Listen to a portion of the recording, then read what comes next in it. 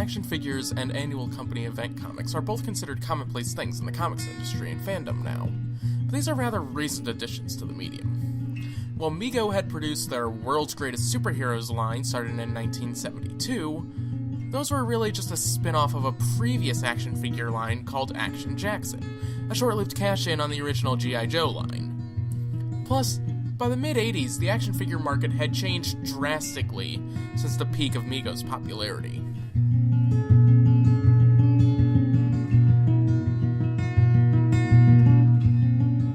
"1984 saw the introduction of Kenner's Superpowers line, based on characters featured in DC Comics.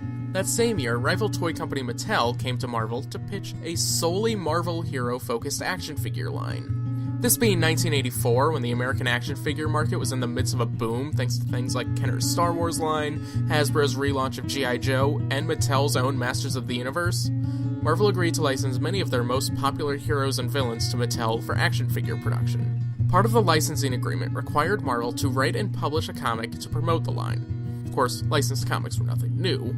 Around the same time, Marvel had teamed with Hasbro to create the mythos for the Transformers line, as well as for the reboot of G.I. Joe as G.I. Joe, a Real American Hero. However, this would be more than just another licensed comic.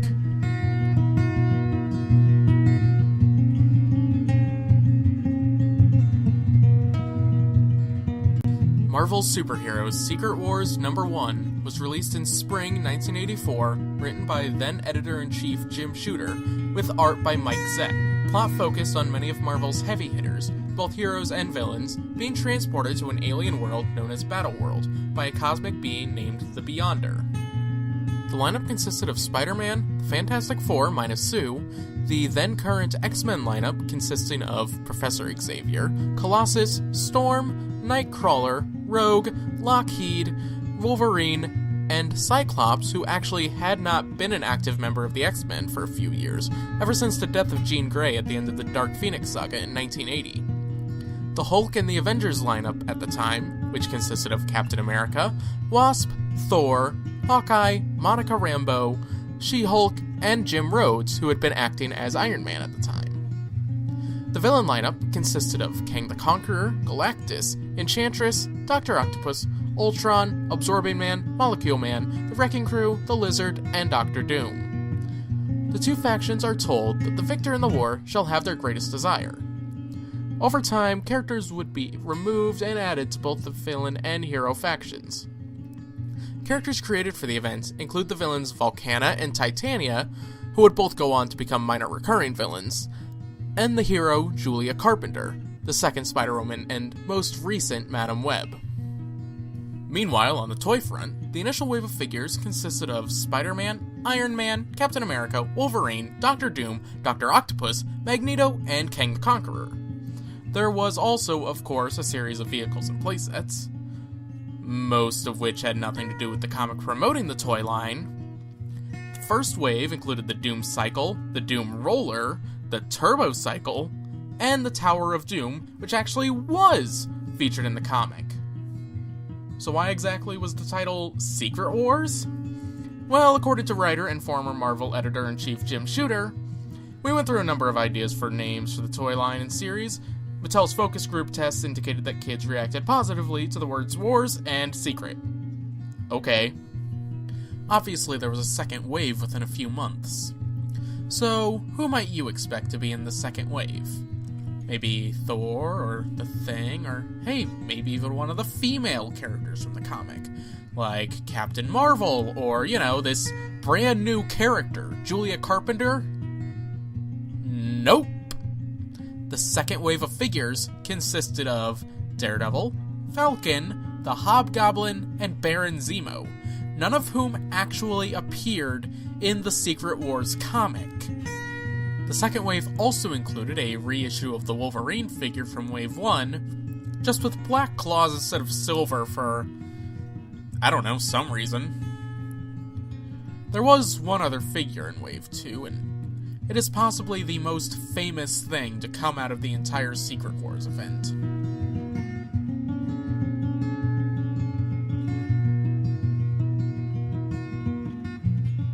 In December 1984, the comic reading public was introduced to Spider-Man's black costume, designed by series artist Mike Zeck on the now iconic cover of Secret Wars number 8. The design of the costume had already been teased 2 issues earlier in issue 6, with the debut of Julia Carpenter as Spider-Woman. So, how did Peter get this new costume in story, you might ask? Why, by just going up to a random machine on an alien world and saying, "Must be this one. It looks like it wants to make me a costume." Peter Parker, ladies and gentlemen. This man is a scientist. Okay, as stupid as that line is, it does give him a costume. Or at least what seemed like a costume until Amazing Spider-Man issue 258, but that's not important right now. Honestly, aside from being the debut of Spider-Man's alien suit, there's really not a lot to Secret Wars. Plot-wise, it's pretty standard. There are a few fun character moments. For example, Drunk Enchantress. It's certainly worth a read, even just as a piece of comic book history. Speaking of Secret Wars and comic book history,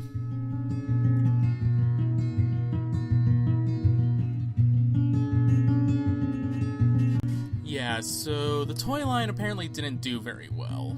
Mattel canceled the line after 2 waves. There were a few new figures produced for a 3rd wave, Iceman, Constrictor, and Electro, but they were only released in select European markets, basically as a way of unloading stock.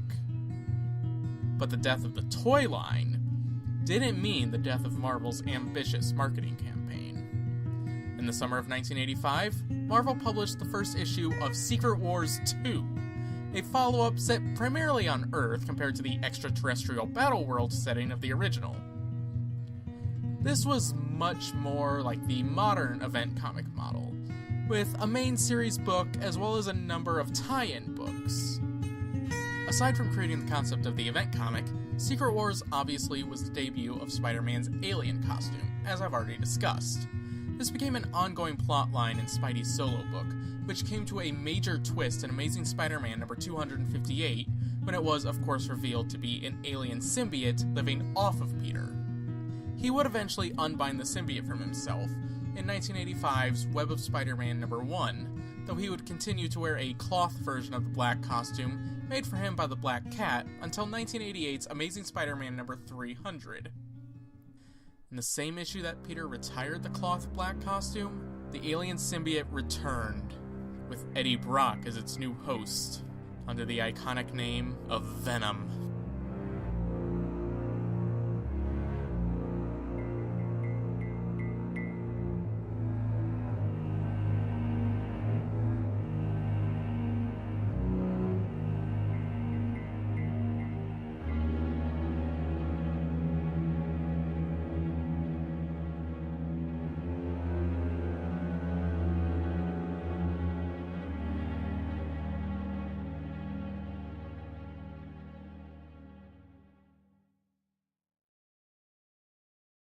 It's nearly 3 in the morning as I'm recording this. I really wish it hadn't taken me 6 months between videos. It's just a lot of shit got in the way. College student, kinda got other priorities. Hopefully I'll not take another 6 months to get a video out. Who knows? Maybe it'll be another year for all I know. I feel like getting ambitious at some point. Like, really ambitious. But yeah. This took way too long. And by the way, the paint it, black. That is actually how the Rolling Stones write it. Like, that's how it's listed on the album. It's painted, black, not just paint it black. So that's on purpose. And yeah, I made a couple errors. Well, one by basically he's saying that that Spider-Woman debuted in issue 6. She appeared in Shadow at the end of issue 6. She didn't actually debut until the very first page of issue 7. I think I was going off the Wikia for her first appearance, and the thing is, I could have just checked the actual book. Like, I literally have it within arm's reach.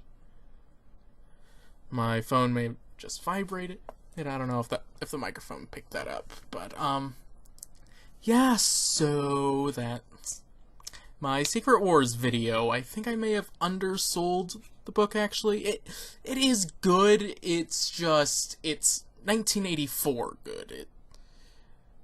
It's a good comic, but I don't know if it really holds up to modern standards. If you haven't read it, just read it. It's 12 issues, but it doesn't really take that long. So, yeah, I'm gonna stop recording this, run another video, get it up online at some point, probably tomorrow morning, and yeah.